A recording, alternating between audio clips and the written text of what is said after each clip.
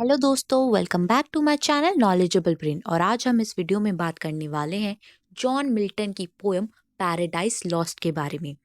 दोस्तों, ये पोएम बहुत ही ज़्यादा लंबी है। पोएम डिवाइडेड है 12 बुक्स में, इसलिए इसको लाइन बाय लाइन एक्सप्लेन करना पॉसिबल नहीं है। इन आई ट्राइड माई बेस्ट। मैं आपको इस पोएम का जो मीनिंग है, इस पोएम को जितना हो सकता है उतना मैं अच्छे से एक्सप्लेन करूँ। पैराडाइज लॉस्ट एक एपिक पोयम है जॉन मिल्टन की, जिसको पब्लिश करा था उन्होंने 1667 में। ये पोयम नरेट करती है एक बिब्लिकल स्टोरी को, ऑफ फॉल ऑफ मैन को। एक्सप्लोर करती है थीम जैसे free will, temptation and redemption को। चलिए बिना टाइम वेस्ट करे अब इस पोयम को समझते हैं। दोस्तों, ये पोयम की कहानी जो है वो एडम और ईव पर बेस्ड है। आपको एडम ऑफ ईव के बारे में पता ही होगा, नहीं भी पता तो भी आगे चलकर आपको समझ में आ ही जाएगा इस पोयम में। दोस्तों, बाइबल में एक स्टोरी है फॉल ऑफ मैन की, जब एडम ऑफ ईव को गार्डन ऑफ एडन से बाहर निकाला गया था। कहानी उस वक्त की है। उस कहानी को इस पोयम पैराडाइज लॉस्ट में बताया गया है जॉन मिल्टन द्वारा। दोस्तों, इस पोएम की शुरुआत होती है एक प्रियम्बल से। प्रियम्बल मतलब एक इंट्रोडक्शन स्टेटमेंट से, एक आउटलाइन से कि ये पोएम का पर्पस क्या है, रीजन क्या है। जॉन मिल्टन इस प्रियम्बल में कुछ देवियों को याद करता है, जैसे कि हमारे रिलीजन में हम सरस्वती माँ को याद करते हैं, ऐसे ही जॉन मिल्टन वहाँ की कोई देवियां हैं उन्हें याद करता है, से प्रे करता है। वो प्रार्थना करता है कि वो देवियां फॉल ऑफ मैन को डिस्क्राइब करने में जॉन मिल्टन की मदद करे।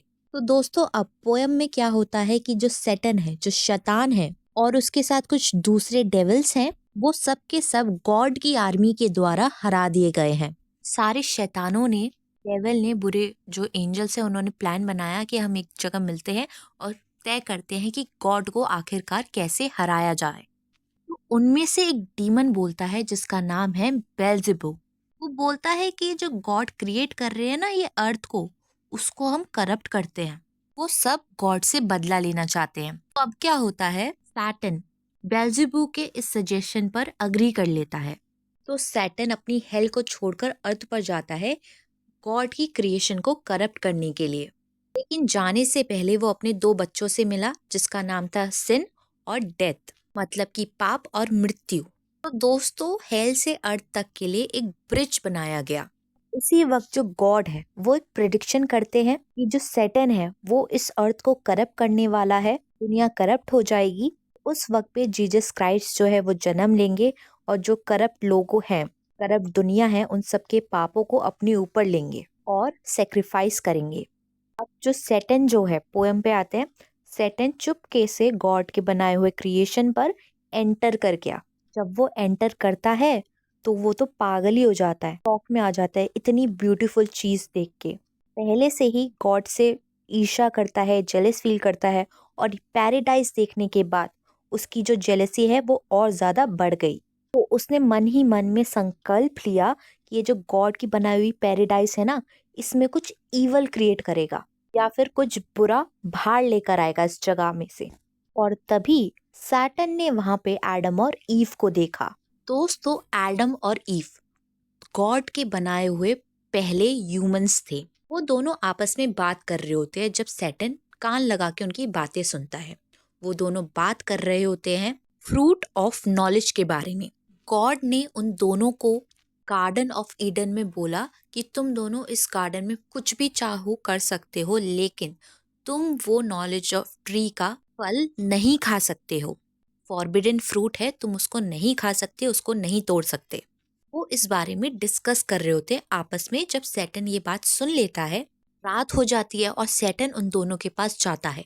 तभी वहां पर आर्क एंजल गैब्रियल आ जाता है। पहले तो सैटन सोचता है कि मैं इससे लड़ता हूँ, लेकिन उसके बाद सैटन वहां से भाग जाता है। ईव जगती है, वो बोलती है मैंने एक सपना देखा कि मैंने भगवान के उस कमांड का पालन नहीं किया, कि वो फ्रूट खा लिया, मैंने ऐसा सपने में देखा है। उसी वक्त गॉड ने एक दूसरे आर्कएंजल को भेजा जिसका नाम है रफाएल को भेजा और बोला कि एडम और ईव को वार्न कर दो कि सैटन से बचकर रहे। और उन दोनों को जो वॉर हुई थी ना सैटन और गॉड के बीच में, उस बारे में भी बताया। तभी एडम ने रफाइल से कुछ पूछा और रफाइल ने बोला कि तुम ज्यादा नॉलेज पाने की कोशिश मत करो, और फिर वो ऐसा बोल के वहां से चला गया। अब क्या होता है, 7 दिनों के बाद सैटर्न उस गार्डन में वापस आता है और इस बार वो एक सांप बनकर, एक स्नेक के रूप लेकर उस गार्डन में घुस आया है। अब एडम और ईव उस गार्डन में काम करने लग जाते हैं और ईव बोलती है कि हम दोनों अलग अलग होके काम करते हैं। पहले तो एडम बोलता है कि नहीं नहीं, साथ में ही काम करते हैं, लेकिन बाद में वो ईव की बात मान जाता है और दोनों अलग हो जाते हैं। तभी ईव के पास सैटर्न आता है सांप का रूप लेके। वो ईव को बार बार प्रेशराइज करता है, बहलाता फुसलाता है कि तुम ये नॉलेज का फ्रूट खा लो, तुम खाओगी तो तुम सुंदर बन जाओगी, तुम्हारे पास दुनिया की सारी नॉलेज आ जाएगी, मैंने भी खाया है ये फ्रूट। ऐसे वो बार बार उसे बहलाने की कोशिश करता है। पहले तो ईव बोलती है नहीं नहीं, मुझे गॉड ने मना किया है, लेकिन उसके बाद वो फ्रूट खा लेती है। फ्रूट खाने के बाद ईव एडम को भी वो फ्रूट ऑफर करती है कि तुम भी ये फ्रूट खा लो। लेकिन एडम को समझ में आ गया था कि ईव ने कुछ बहुत ही गलत किया है और अब गॉड ईव को इस गार्डन में से बाहर निकाल देंगे। इस वजह से एडम भी वो फ्रूट खा लेता है ताकि वो दोनों अलग ना हो। वो दोनों वो जो फ्रूट खाते हैं उनके अंदर नॉलेज आ जाती है, उनके अंदर लस्ट आ जाती है, उनके अंदर फीलिंग्स आ जाती है। गॉड ने गुस्से में उन दोनों को पनिश करने के लिए अपने एक दूत को भेजा। वो जो दूत था, सोचा कि इन दोनों को पनिश करने से पहले जिसने इन दोनों को मजबूर किया वो फ्रूट खाने के लिए, उसको पनिश किया जाए। लेकिन सैटर्न वहां पे रुकने वाला थोड़ा ना था, वो तो वापस अपनी हेल में चला गया। और गॉड ने उन दोनों को पनिश किया, एडम और ईव को बोला कि ईव को बच्चे पैदा करने का दर्द सहना पड़ेगा और एडम को मेहनत करनी पड़ेगी उन्हें पालने के लिए। और वहां पे जो सैटर्न हेल में चला गया है, वो अपने दोनों बच्चों सिन और डेथ से बोलता है कि तुम दोनों अर्थ पर जाओ। वहीं पे बाकी सारे एंजल्स थे, उन्होंने जो बाकी सारे जीव थे उन लोगों को कुछ ऐसा बना दिया कि वो लोग मांसाहारी हो गए थे। और यहाँ पर एडम और ईव एक दूसरे को ब्लेम करने लग गए थे, ये सब तुम्हारी वजह से हुआ है, नहीं नहीं तुम्हारी वजह से हुआ है। उन दोनों ने फैसला किया कि वो गॉड से माफी मांगेंगे। वो दोनों गॉड के सामने रोने लग गए। अब गॉड ने उन दोनों को गार्डन ऑफ ईडन में से बाहर निकालने के लिए अपने दूसरे आर्क एंजल माइकल को भेजा। और माइकल ने उन दोनों को बाहर निकालने से पहले एक फ्यूचर दिखाया। उन्होंने बताया है तुम्हारी गलती की वजह से आने वाली जनरेशन को इस बात का नुकसान भरना पड़ेगा। एक बाढ़ आएगी, एक बड़ा भयंकर फ्लड आएगा जिसमें ये सारी जनरेशन समाप्त हो जाएगी, मर जाएगी, लेकिन सिर्फ एक इंसान बचेगा जिसका नाम होगा नोआ। वो नोआ एक बड़ी सी नाव बनाएगा।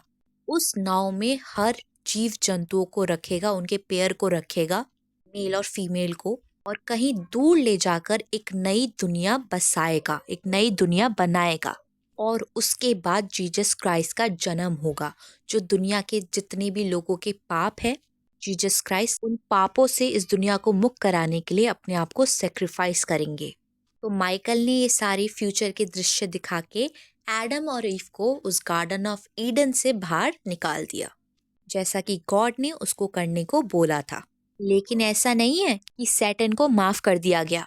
सैटर्न को, बाकी डेविल को, डीमन को सजा देने के लिए उन सबको धरती पर सांप बना दिया गया। यहीं पे पैराडाइज लॉस्ट की कहानी खत्म हो जाती है। तो आई होप आपको ये पोएम समझ में आई हो, और वीडियोस देखने के लिए हमारे चैनल को लाइक करें, शेयर करें और सब्सक्राइब करना ना भूलें। अगली बार फिर मिलेंगे एक और नई वीडियो के साथ। Thank you for watching this video. See you next time with another video.